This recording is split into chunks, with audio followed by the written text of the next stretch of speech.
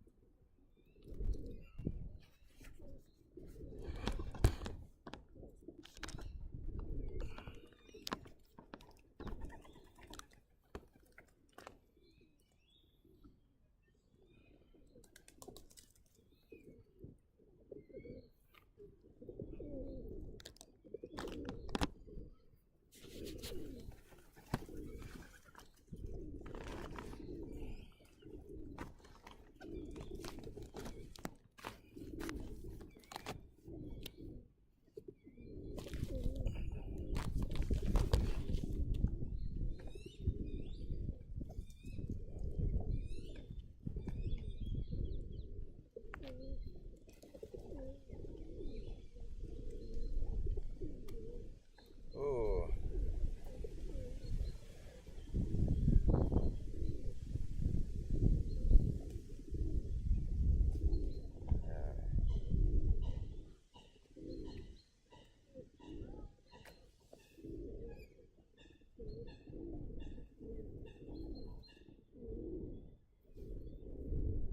All right, come on, Graham. You're not out for a day out. That heron, beautiful.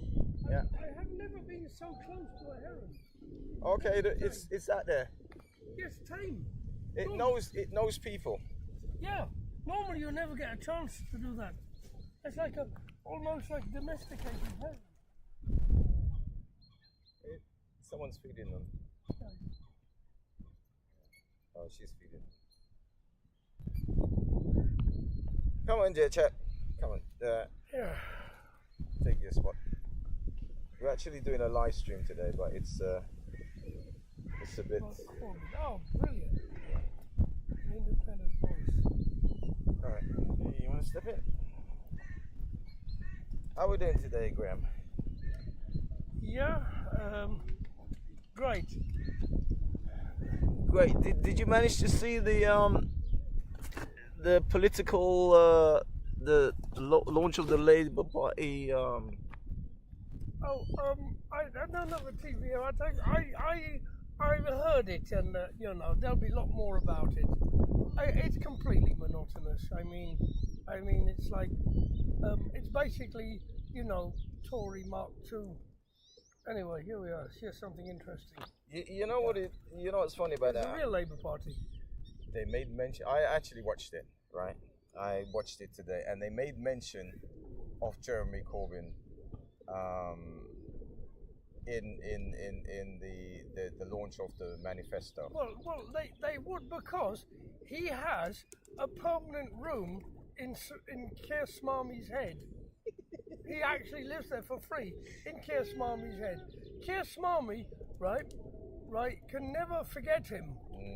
I don't know whether it's a guilty conscience or what it is, you know, but for some reason, right, and Corbyn, right, is so busy dealing with the issues, you know, that and policies and things like that. He's got no time to pull out all the knives that Smarmy's put in his back, along with all the other people who Smarmy supports. I'll tell you what happened. I was speaking to a friend of mine a couple of weeks back, and I said to him, listen, I got to get a couple of the Corbyn banners, right? And he said, oh, you'll see about it. And then a couple of days ago, I was going down to my local shop, my local supermarket, and I see a gentleman across the road talking to another. I said, oh, are you my local MP? Walked over, it's Jeremy Corbyn. Wow. Have you got any banners? He says, yeah. He goes, oh, we'll take you. And then he goes, yeah. And he took out 3 of them out of his pocket. And this is the third one here. The second one, the other 2 is actually in my window. And to my surprise, a day later, when I'm walking down the high street, one in about every 10 shops actually got Corbyn in the shop. So that kind of made me feel a bit proud. Who's the idiotic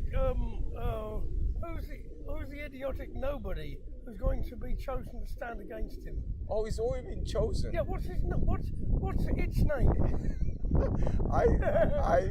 it? It's an Indian chappie. I remember seeing that in somebody's window on Sunday. You know. Has it got a good battery? Is it plugged into the mains, or does it run on its own? Well, we have yet. Yeah, what his name? Come on, the name. Name. Name. I'm not really good at names. Mahatma. Yeah. What's his name? Yeah. No. So. Narendra. Yeah. So today,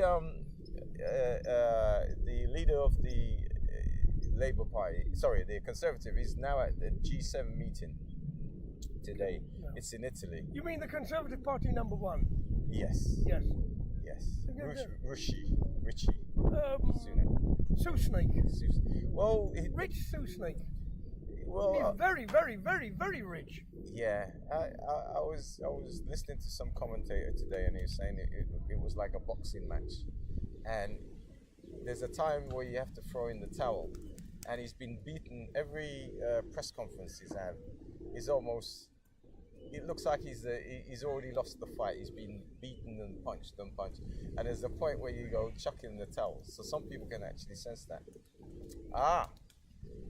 Tell me about Nigel Farage, the comeback of Farage, because remember. Well, what I want to know, right, is Suella Braverman was a vampire and looked like a vampire. I mean, just look at her face. She looked like a vampire.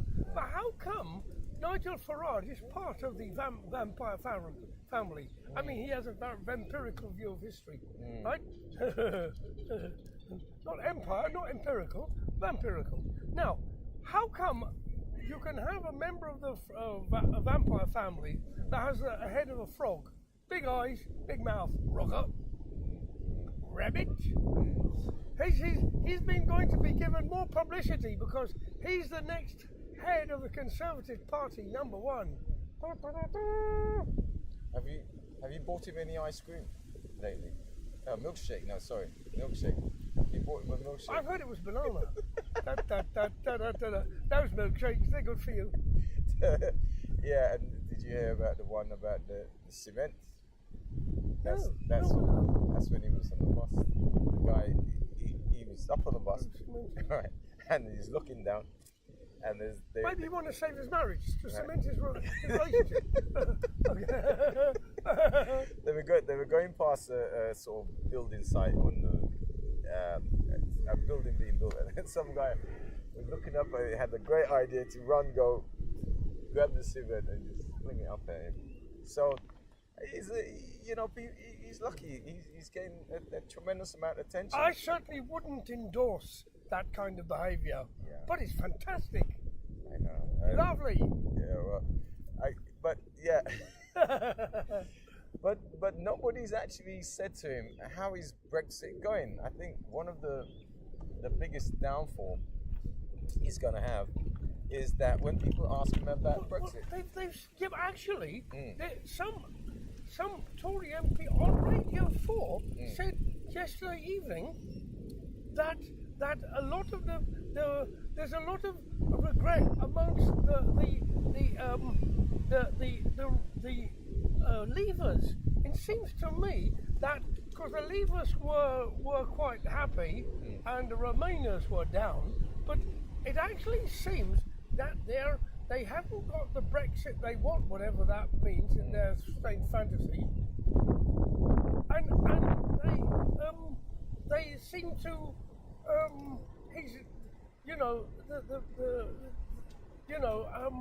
nobody's Brexity enough. It's very funny. They're very unhappy. Plus, all the things that they were promised on the side of a bus haven't happened. Yeah, it's very strange. The 36 million a year for the NHS and the NHS. But before we go on to that, there is a party in this current race that's blatantly came out and said that they're going to rejoin the Lib Dems. The Lib Dems. Yeah, fantastic. It's great. Not a Lib Dem, but I do think that's good. Yeah, so they've come out straight and said it. Who's the leader? I'm thinking of Tim Farron. No, that's head of Davey or something. Oh, all right. Yeah, the stunt man. Yeah, that's all he's doing. He's stunts. He's trying to pull off the sort of Boris stunts. Well, look. Farrago, right? Count Farrago, right? Did the brilliant one going into the jungle and speaking to people under the age of 60. Who he normally doesn't meet. I mean, he went in there and he ate some kangaroo's testicles and ants and things like that. And he went on there and like lots of other, sort of MPs have done before him and made themselves special. Man of the people, like Tarzan. Tarzan of the people. Yeah, but the strategy. Well, it's to do with advertising, isn't it? Right. He's going to advertise his way into the Tory party and be head of it through advertising.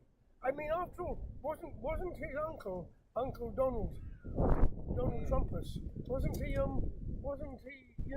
made famous through a television show or something? Yeah. So don't isn't that the way of the populism? Isn't that one of the main populist techniques? But this centre right. This centre right thing. This right. Centre right? I thought it was far right and further right. Right. This is kind of like sheep's in wolf clothing. Farrago is a wolf in wolf's clothing. I hear you. And he's only a couple of points behind the Conservative, But you see, that was the core, basically the core of the Conservative Party. They won't go out of their their echo chamber. They won't do brilliantly. They're doing well because they are the actual Conservative Party members. It's bigotry, wall-to-wall bigotry. So a lot of working class, lower middle class, should I say, like Tory voters are basically glued to the Tory party through bigotry because they're not rich. They're not going to be rich, and it's not in their economic interests. Even though they've thrown a few scraps, and home ownership and things like that, but like flag waving and xenophobia and anti-foreignerness and hatred towards foreigners and modernity and women and homosexuals and people who are in any way interesting, different. Who was that MP? The Rivers of Blood. Rivers of Blood. Yeah. Enoch Powell. And what party did he belong to? He was in the Conservative Party. And this I'm beginning. But so was Farrago. Farrago was in the Conservative Party. Then he left, and obviously he's playing. Obviously he might have left because he thought he couldn't be head of it.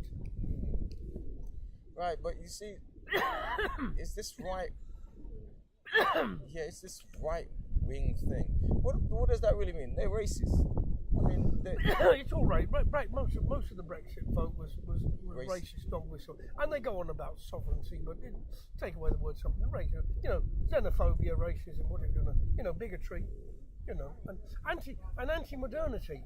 It's racism, but it's also anti-modernity. It's looking back to the golden age. All the populists, Viktor Orban and Meloni and the AfD and Marine Le Pen, they're looking back, Erdogan, Modi, they're all, looking back to the golden age, where people were all united under the king, or a king-like figure, and life was easy. There wasn't anxieties because at the moment, the world's very fragmented. With extreme capitalism is fragmented, rich and poor, and people moving around the globe, and people moving from place to place, and a lot of people are living with not only with lots of problems and complications and lack of communication because everything's done through the internet rather than meeting. So people are feeling lost and lonely and fragmented and that. Well, I think in sociology, I remember there was a sociologist called Durkheim, a right-wing sociologist, Emil Durkheim, called anomie, which is a strange. It wasn't the same as Marx's concept of alienation. Anomie was a people. It had a conservative basis to it, although he didn't express it in that way. That people felt lost, and then they wanted to join together, to coalesce into group solidarity, but not group solidarity in a kind of like freedom-like way, where people join unions or housing associations, through their interests, but a sort of medieval family sort of way, like a kind of Richard III, unity, where everyone's together under one banner or one god or one one leader. Yeah, what worries me is that it takes away anxiety, but it does take away anxiety because authoritarianism does take away people's anxiety because they no longer have to think for themselves and their freedoms. Yeah, freedom comes with anxiety. Imagine having lots of choices makes people very, very confused. You see what it's like when they're waiting for a bus. They're very, very confused.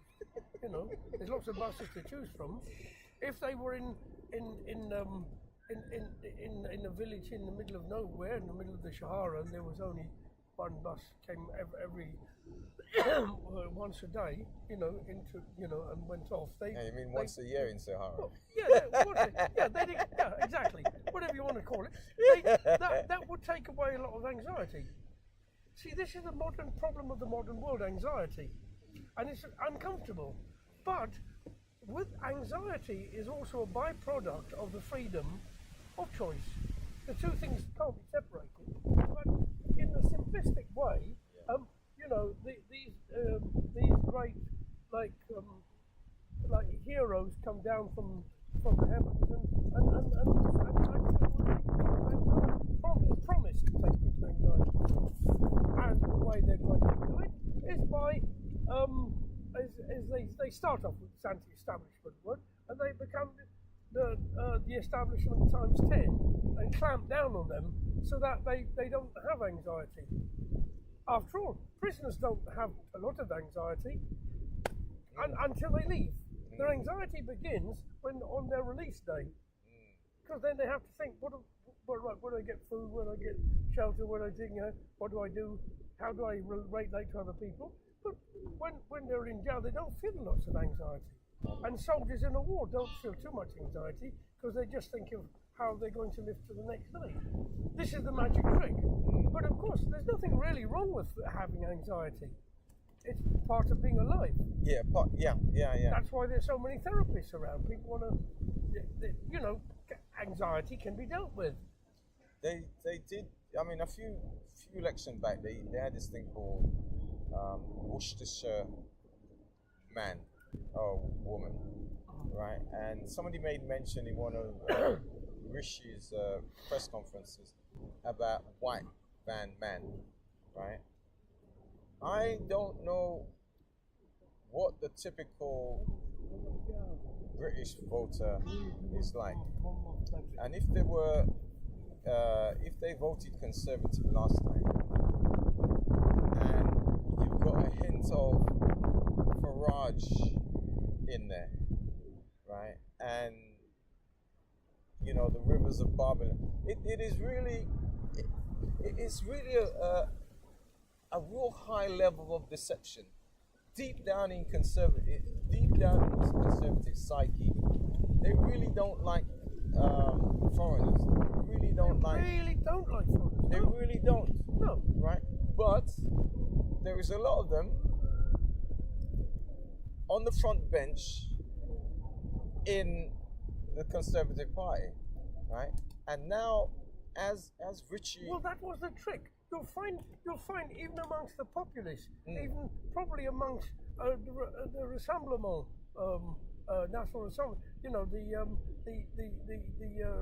the National Rally. They've probably got some, you know, multicolored figures probably amongst, and they have it in the MAGA party, and they have yeah. Maybe you won't find it in places like Hungary or Turkey or somewhere where they're more sort of old-fashioned. But a lot of the populist right, who are a bit more sophisticated, can put in some different coloured faces in, as to cover what their real intention. And these people then do the patriotism. Yeah. And no one can and no one can say anything about it because obviously look at them. They're, you know, how can you? Do you know, it's a double bluff. Do you know one of the prominent people in?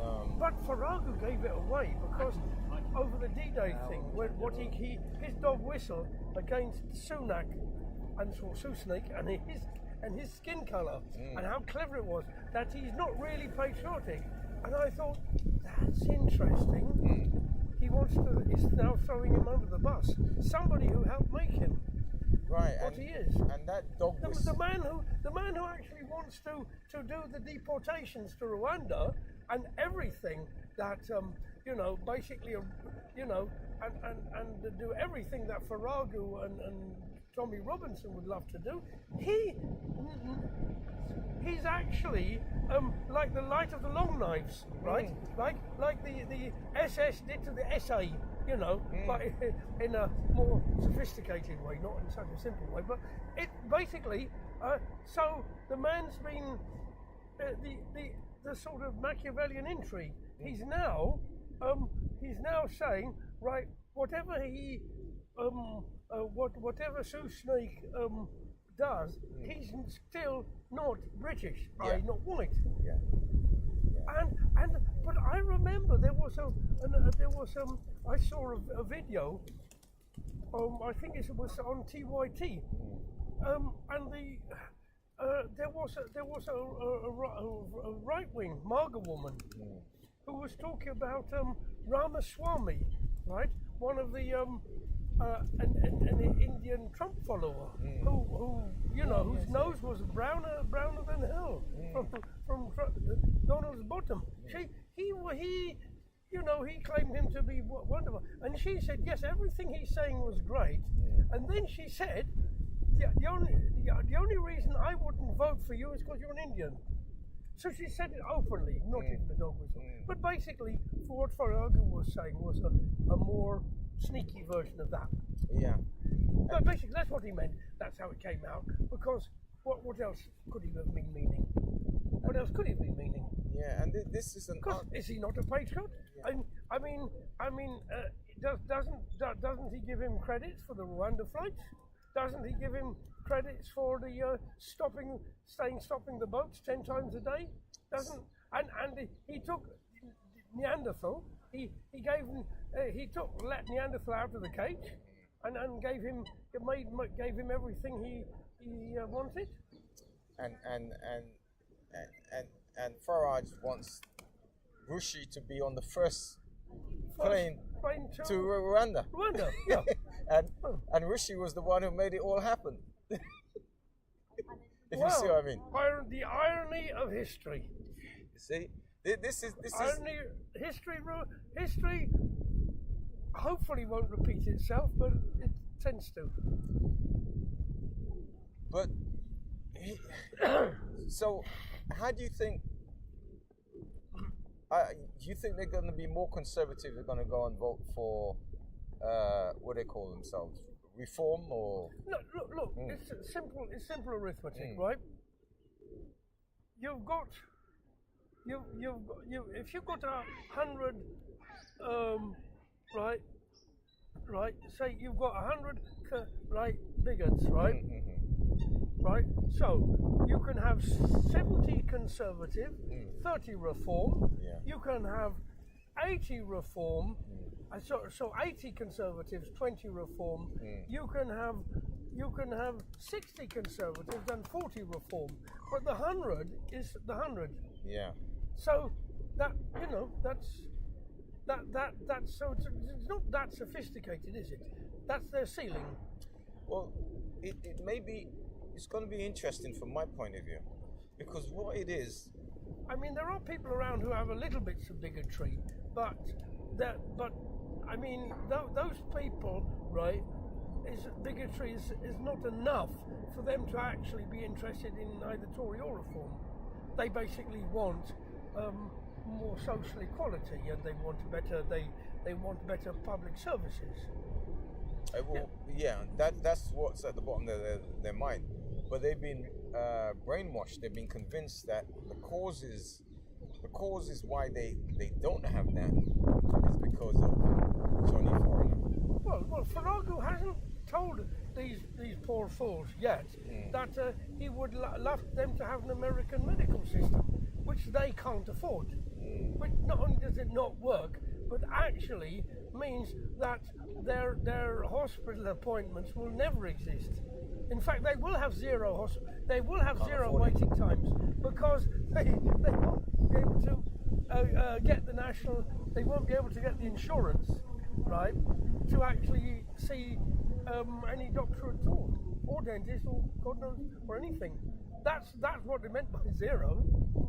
Yeah. Have you heard that one of the policies that they're enacting at the moment is that they're trying to get two of the policies. The first policy is they're trying to get all the unemployed to do the work, get them off and get them to do the jobs that. But I think under Duncan Smith he tried that, and it just came to a sticky halt, because there was compulsory work for unemployed people, and I remember there was a lot of these companies doing it, and there was one company called Action for Employment, right, that just ended up collapsing the whole pack of cards, because they were so corrupt, they were taking their own staff on, so they quietly dropped all that. So They revamped it probably just for the election, right? And the other thing they've said is that there's going to be conscription, right? So, so the Conservative wants conscription. It ain't our fault, man. Yeah, but how does the voting? I'm trying to figure out what the typical. Try about your boots. Yeah, typical. Remember, it ain't our fault. Yeah. Remember that comedy, that national service comedy. Or maybe it's not. With that world sergeant. But the Conservative dog whistle to their people. I think that wasn't even a dog whistle. I think that was quite open. I think it was almost American style. Yeah, I think he forgot to be sophisticated, and by coming out with that, he's entered the Marga land. Yeah. Yeah, but I am. It looks like he's actually got one better than Trump. And calling for national service. Yeah, all right. So what do you? Wasn't that after the Rwanda scheme collapsed that he came out with that? I thought the Rwanda scheme was supposed to be the coup de grace. So that was meant to be the what was it? Churchillian sort of Enoch Powell sort of like fantasy. I don't know, isn't it? So from where you stand, right here, where do you see? What do you feel that the election results are going to be? I think Labour will do well in the small towns that hate the Tories. They won't. Actually, I don't think they'll do well by just being there, by saying nothing and by not being Tories. The Tories will do badly. This is what I think. I don't know. Who knows? But and I think in the inner cities where people got the more sophisticated and mixed people are, that will go independent and green. See, I've noticed lately the Green Party have been attacked in the same Corbynistic way. I've been Corbyned, and they're being so they're using the anti-Semitism thing against them, and they're and they're trying to use which they never did before, and they're trying to say that they're too left wing and things which they never said before, because before they said they were too woolly minded and anti-industrial and things like that. Of course, they'll use the old bigotry against the Greens about wanting to Luddites wanting to anti-industrial, and then they'll use the new bigotry of being like anti-Israel and also and not caring where the money comes from and just spreading it all about. And a lot of councillors, Labour councillors, have resigned because of Starmer's. Yeah. In fact, a couple of days ago, a lot of them resigned in Chingford, and because Pfizer Shaheen said she would go Green, independent, and they probably a lot of them resigned en masse there. So and there'll be more and more and more, especially in the urban areas. So how do you see? And that's before the election. There might be followed by like in the other areas later, and it might be the beginning of a new left-wing party. I can see them coalescing in the future into a left-wing party. The French left-wing parties who were at each other's throats, like the Heinz 47 varieties of the English sort of far left, right? Was was going on about acronyms. I'm from the ASWNTU, but they're now coalescing. And in France, they said we're going to coalesce, to be against because of Le Pen. So I can see that happening after the election. I think people I think people are so fed up with the Tories that they won't be thinking about what will happen afterwards. But their expectations are very high, and they won't be met. Because they'll be told, oh, because of lack of money, we won't be able to help the NHS and we won't be able to build council houses and all these things. So this silence, right, which people will delude themselves as something sophisticated, will turn into the self-fulfilling prophecy of actually being a safe pair of hands and doing nothing. And not building anything, and just carrying on the Tory policy, but with less brutal style and more socially liberal. I mean, there'll probably be less of a culture war, which is wonderful. But the poverty, which is grinding people, won't change. See, it's a good thing that you didn't see the Labour manifesto launch today. Okay, tell me what was anything good in it? Well, the presentation. Were there any chocolates for us? No, it was rather bland, right? So it was just regurgitating. Well, they're not going to tax the rich. Only the Greens say they want to tax the rich, don't they? Well, they're the only people, sort of socialists, that are left, really. Yeah. All right. So two of the things you just mentioned was two of the things they actually highlighted, and they did a really good presentation in the sense that before Starmer came on, we had a guy that came on who was. Him, his wife, two kids were staying in a one-bedroom flat, and he came up and he took the podium, and he was talking about his housing situation, right? And you know, that's why change. That's why Ready? he's gonna let's join. go. That's why he's going to join the Labour Party. And then he had another chap who came up and he says, I'm suffering from cancer and I won't live too long.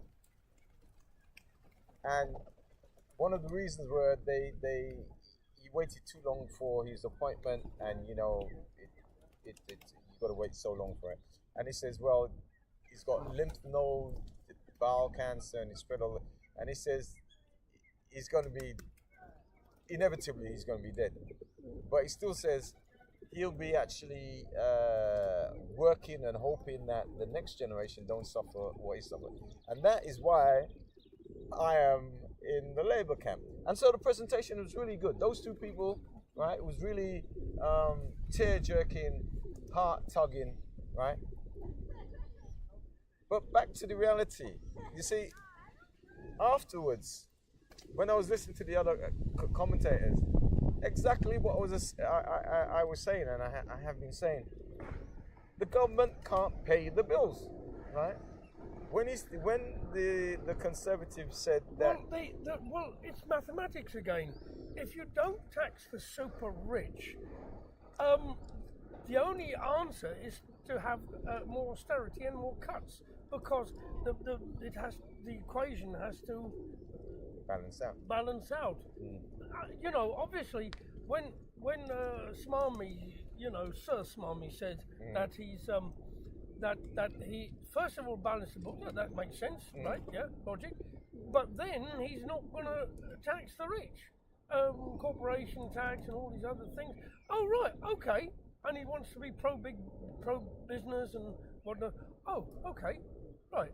So then, right, what's unspoken, what he and when he says, well, okay, what's this John Curtis? You know, the these resolution, these other foundations, stretching from left to liberal, right?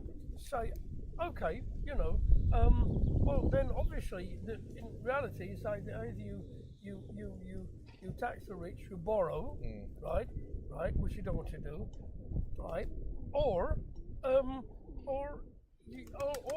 you make cuts, and then they're silent on the cuts.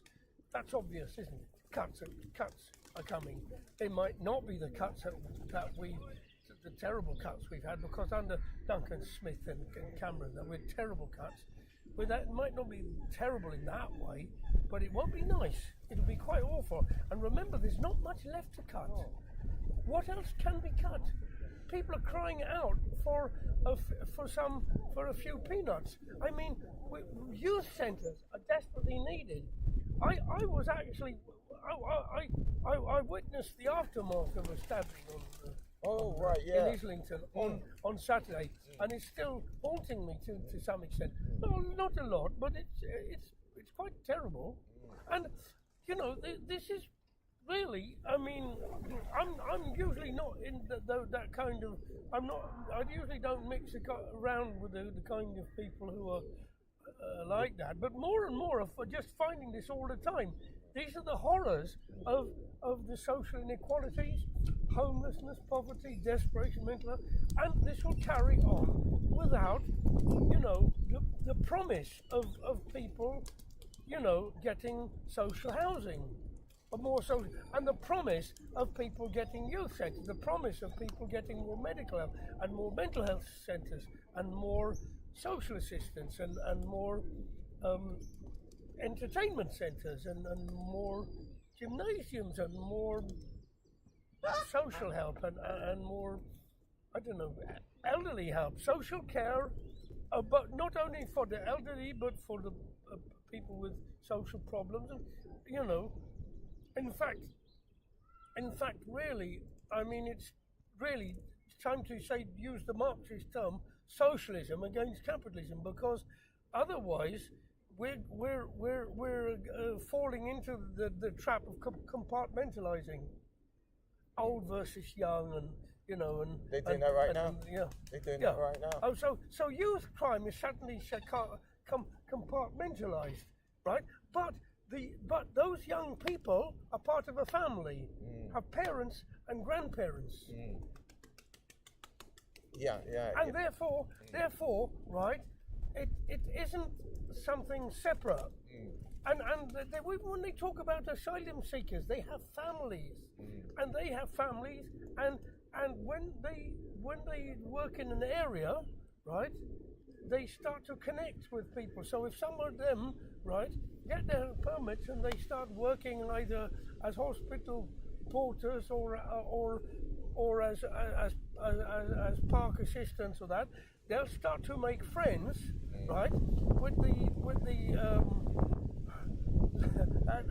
at least initially with the less bigoted ones, and then maybe later, after a few years, with the more bigoted ones, right? Because this is the natural function of human beings, and then, right, those people will be connected. So this division just won't work, and that's why in the inner cities it doesn't work very well, because people live with each other. I look at the youngsters which I never saw when I was in the early 60s, when I was a child. I saw these apartheid divisions. Now I see a 12-year-old, 16-year-old, 18-year-old mixing completely naturally, because they've grown up together. And that is what right-wing people, bigots, conservatives and that can't stand. This horrifies them. This keeps them awake at night. Because it's too late. The horse is bolted. They can shut the door, but there's no horse left. And they don't want that. They're scared of that. They say this far, no further. Yeah. One of my belief is this. One of the factors why we're in this situation with cuts, reduction is, I will call it the big lie, right? It's this perception. It's humans are amazing, right? Why do they perpetuate this lie about Father Christmas, the Tooth Fairy? Right? Oh, hang on, and you're getting a bit. Oh, this is a little bit, you know. Watch it. Okay, good. Yeah. Right. All right, yeah. The people that the 34. You're on notice. Yeah.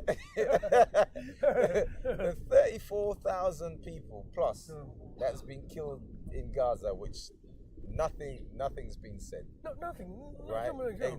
Right. Rent a kill. Right. So the big lie. Yeah. So this big lie. So another one of the big lies. Just huge American milkshakes, right, from American factories, right, raining down on them, right? Banana, chocolate, you know, blackcurrant flavored milkshakes. Blows their heads off and kills all their family and maims their dog, you know, and destroys all of the landscape. Well, if that's the kind of milkshake that we're being given, I'll stick to orange juice. And it's funny, that's how they coat it, and that's how. So the big lie is, one of the big lies, the economic big lies. Every 10 years, prices double, right? Minimum it doubles. If you talk about a house, I don't know. If you go back to the 80s to now, I don't know how many times the house prices, it's more than double. It's like 100 times what it was before, right? So people are constantly being told every day things are going to get cheaper, and we're going to give you the same money, right? But this is what you got to do. You got to have 10% cuts in your expenditure. Now, every year, if you do 10% cut, 10%, after a while, you won't be there. It doesn't matter how much money they give you, right? They'll give you the same money all of the time, or they'll give you the same money plus 2%, right? But the price actually that rose, it's actually 10%, right? So you always 8%. That's why. What percentage rate are the doctors asking for their pay rise? I don't know. 35%. Okay. Right? You've heard that, right? And that's the amount you need.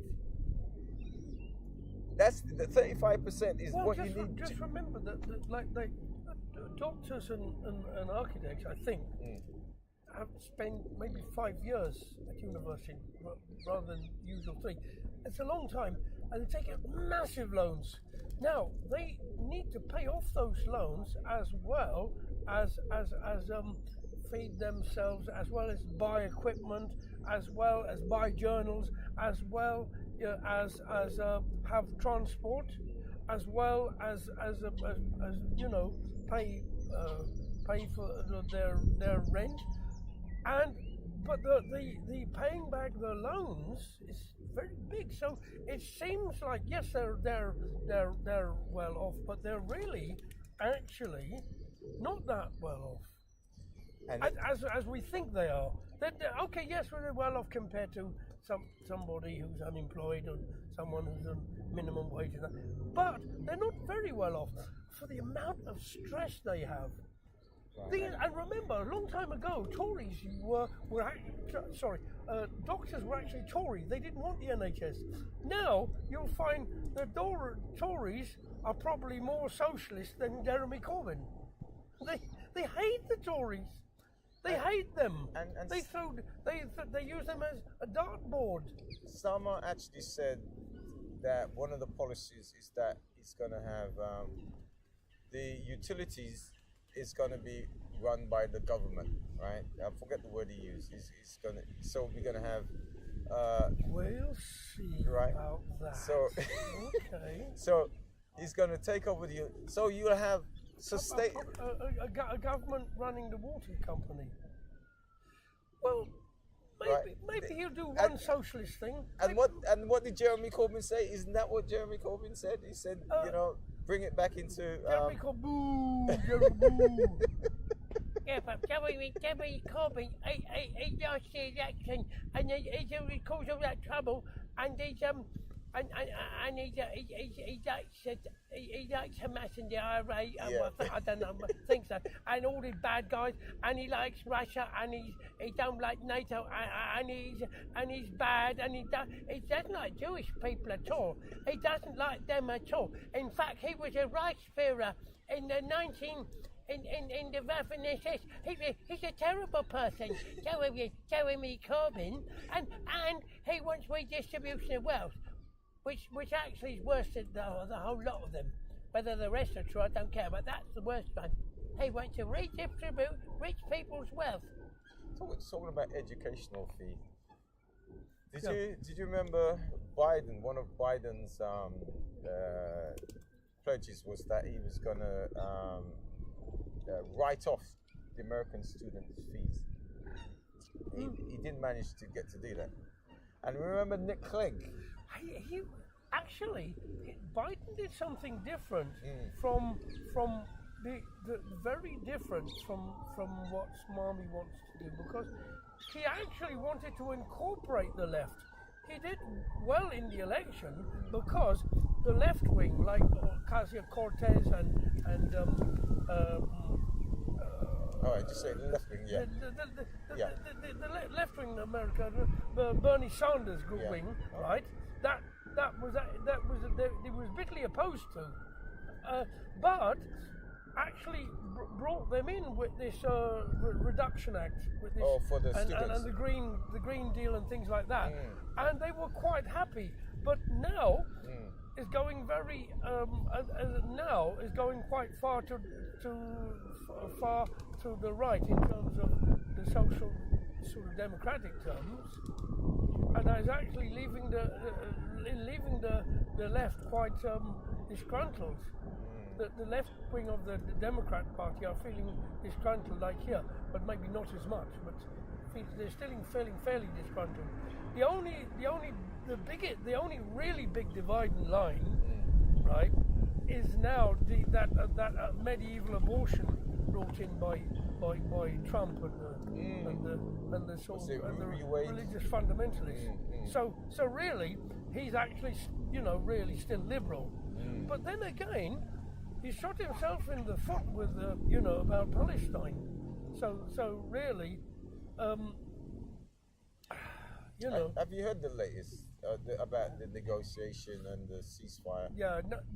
Netanyahu just he's now reliant on his far right people, and he just wanted. I think he wants to carry on the war. He's got another 2 years, and he just wants to carry on the war just to be in power. It's so selfish and so petty and so nasty. They'll just carry on killing people. And some of these extreme right wingers, who believe in the Torah, and they want to get rid of the Amaleks from their biblical enemies. But 50% of the world, probably more than that, right? At least 50% of the world is on the side of the side of Gaza. But right? that's not the powerful countries that sell weapons.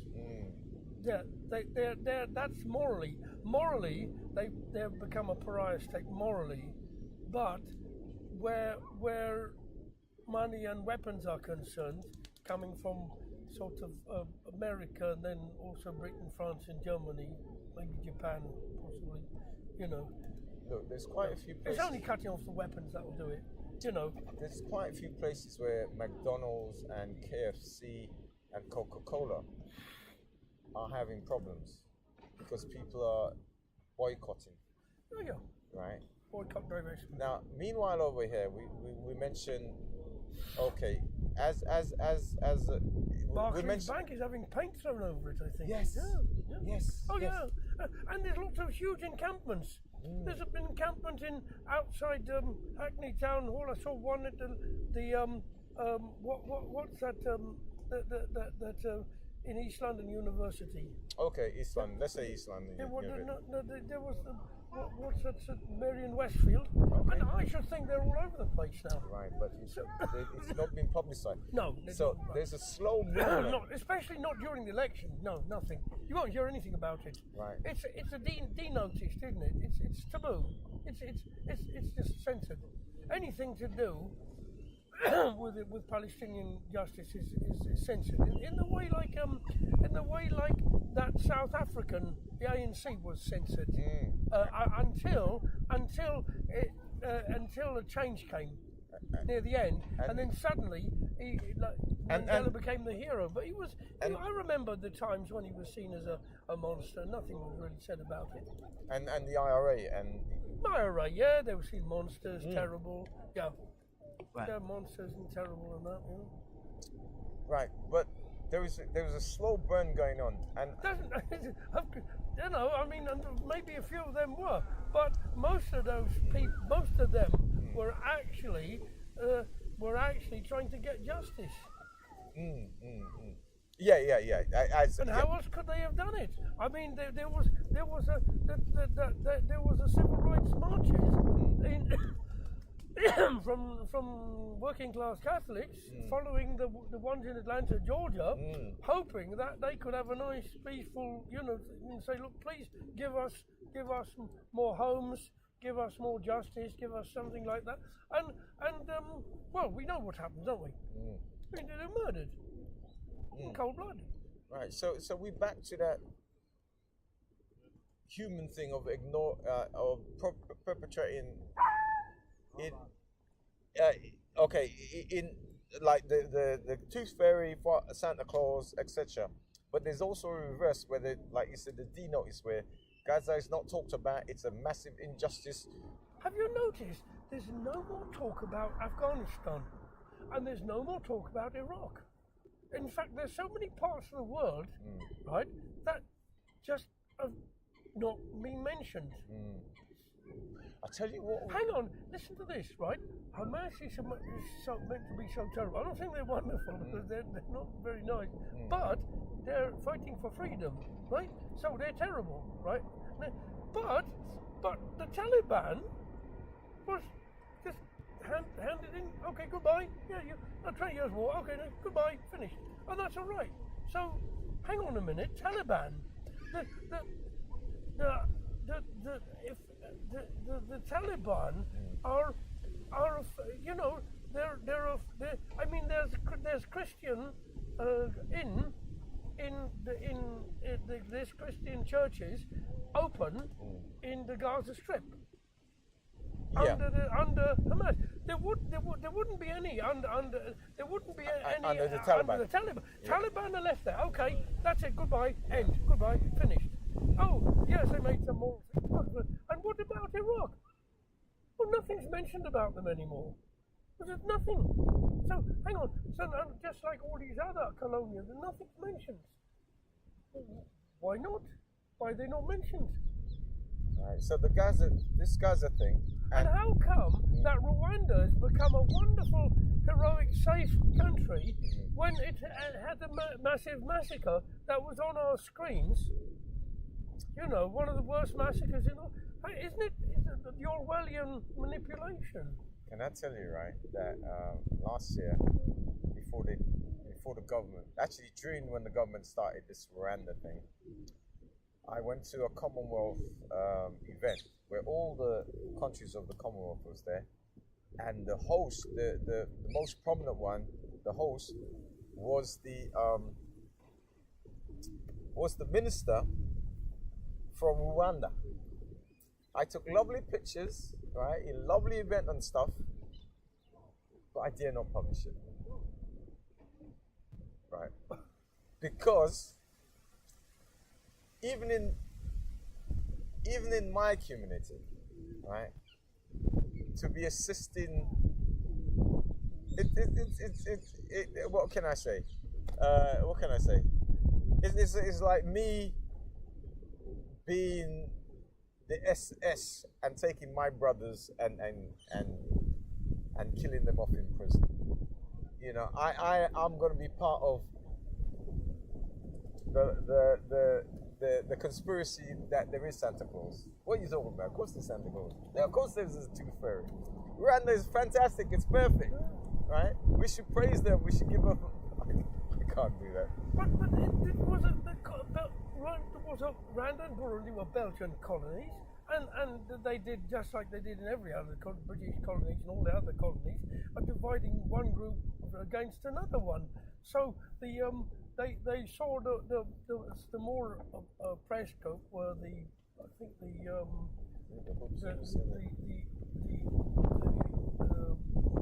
Tutsis, and they gave the Hutus positions above them, but then sometimes twisted it round, and that resentment was made and carried on after the colonialism. Generation and generation and generation. Yeah, and that's what they do. That's what they do. And back to Afghanistan. See, there was a group of people that was just left behind recently. The British just forgot about them. But anyway, back to the is the equivalent of the people who the interpreters the Afghan interpreters who helped the British in Afghanistan, right? Oh, my friend, we love you. Yo, they make them feel, and then they just left behind. But what about the Kurdish who fought, who were the people who bravely defeated ISIS? The Kurds, they're called terrorists. Why are the Kurds? They are the people who actually fought ISIS. I know. Listen, the reason they were heroes at that time. Everybody hates the Kurds, right? We're their section. Oh, they gave Saddam Hussein gassed them, right? Oh. Guess what weapons who sold Saddam Hussein the weapons? Either Britain or America. Yeah, and you remember this thing where they were wondering whether this export was this export to Iraq, whether it was a pipeline or a gun. Oh yeah. When it all started, and that was from a British company. Yeah. Selling. Yeah. So the story with the Kurds was this. Right. You know the first people that to drop gas. That one of Halabja that bastard Saddam Hussein did, right? Yeah. Was terrible. But the first time that they'd ever been dropped gas was in the First World War. They had an uprising, right, against British rule, King Farouk, and the biplanes were dropping. Yes. That's where he learned all his stuff from. Mustard gas was dropped on them. All right. That's where he learned all his stuff from. Right, but the Kurds, the story behind the Kurds, what I heard was this. The British said to them, yes, it was okay to go and overtake Saddam Hussein, right? And then they I think they started to attack and what have you. And then Saddam Hussein says, damn Kurds, let me just gas them. And they never got the support from Britain. I think it was Britain that was behind them, telling them, go fight Saddam, get your piece of land and what have you, right? And Saddam just said, what? Gas, right? So both sides, right? Everybody hates the Kurds, even here in Finsbury Park, from Turkey, their section, they can't even call themselves the party that they had is now banned. Just the same way like the in Gaza, they're banned as well. The people who run Gaza, right? Run Gaza, Hamas, just the same way. Hamas was they were legitimately voted in, right? And then suddenly a thing was called and they was made illegal. Same with the Kurds. Yes, they were voted, and they were given a lot of assistance by Benjamin Netanyahu, who wanted to destroy the secular socialist PLO. So they were used, right, and then abused. And abused. And who knows? One day they could become heroes again if the great and the good decide. But why is these things change? But why is it sane people or intelligent people are perpetrating, right, this fact that Hamas, right, half the world says they're freedom fighters. Why are you? They were legitimately there until somebody decide, right? Israel decide to call them terrorists, and everybody decides. But Palestine does not occupy Israel. Israel occupies Palestine. Yeah. So the Orwellianness every day, the unreality, the upside down truth is every single day, and they're saying, right? They're saying we'll want a peace. Can the occupation forces leave?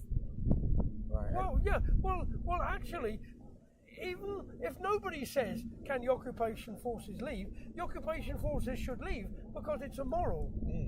So they should leave. Not by being asked to. They shouldn't be there. They're occupation forces.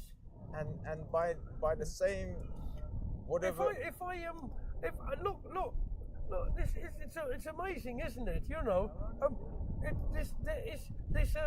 the Tories are against squatting, aren't they? You know, even empty properties where nobody's there. But imagine, right, somebody coming and actually, right, you know, a burglar comes into your place and just lives there and occupies it and tells you what to do.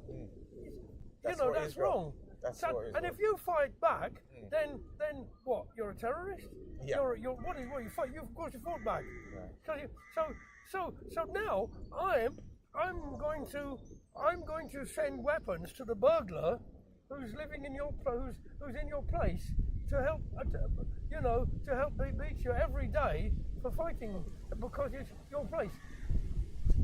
Is that morality? So the modern day Enoch Powell is Nigel Farage, right? Who, when it comes to the Conservative Party, There's always going to be one. I mean, maybe in 10 years there'll be another name that we don't know. But it'll be the same. It'll be the same attitude, and that it'll just have a different kind of reptilian face. and it's so deep, right? And it's so I don't know, in depth, and it's so hidden. Just like the royal the person who royal assistant who says no, where do you really come from? Where do you really come from? Yeah. And did you see You know when I meet people like that, sometimes I get fed up and I say, look, I came from my mother's womb. Where did you come from? And they get very annoyed. And I say, well, what's a silly question? Where does I said, look, basically there's birds, right? And they lay eggs, right? And we're human beings, and we're mammals, and we come from the womb. That's it. Where does someone come? What geographical location? Well, I don't see those birds, right? I see them mixing together. I don't see them having any geographical location. Well, or that's marked out by pencil. you know what? You've got to have the ears to hear sometimes. And I listen very carefully to some people, and they may innately and they feel so comfortable with it because other people tend to repeat it, right? And then Where do you come from? right, and then there's other things they would do, and then you'd realize that's just the tip of a massive iceberg which they're hiding, or the elephant in the room, or look at Diane Abbott. Look how they treated Diane Abbott, right? And it was just at the last minute. She is going to get such a huge majority. It'll be embarrassing. It'll be embarrassing for her detractors. But what? They'll have to pretend to be friendly to her, like the kings coming down to Bethlehem with the And March. and that's a good example of how people in against Diane Abbott, they suddenly jump on a bandwagon, saying even Claire Starmer, is part of that. He has actually shown, he's part of the establishment. In order to be part of the establishment. No, Right. look. She's still quite a loyal supporter of Labour. of real Labour, of Corbynism. But she doesn't say it, but he knows that. And basically, like a McCarthyite, he wants to wipe out all the real socialists so that he can have a social democratic party like the SDP. So rather than have a breakaway SDP from Labour, which didn't work, but was honest, because they honestly, the Gang of Four, they broke away. Yeah, I remember. He wants to complete Blair's job to turn. He wants to turn the. He wants to turn Labour, that was started by the unions, right, into a social democratic party from above. That's like in the European model. I tell you what, we're going to leave it there. Yeah. So, it's goodbye from me. And it's goodbye from Him.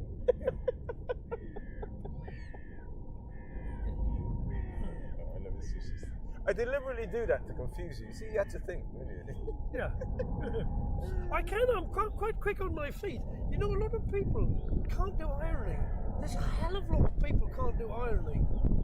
I It's funny, isn't it? But I can think on my feet. Yeah. I upset a lot of people by somehow just by being ironic.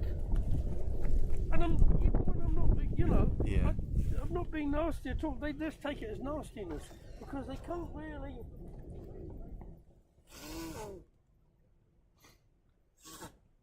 I think to be ironic, you've got to be really quite well educated. Well, You have to irony, you have to, because you're saying things not directly. You know, and a lot of people just want you to say things directly, even if it leads to a punch up. So if it leads to a punch up, they don't like you, but because you're being honest, but I hate you. But then if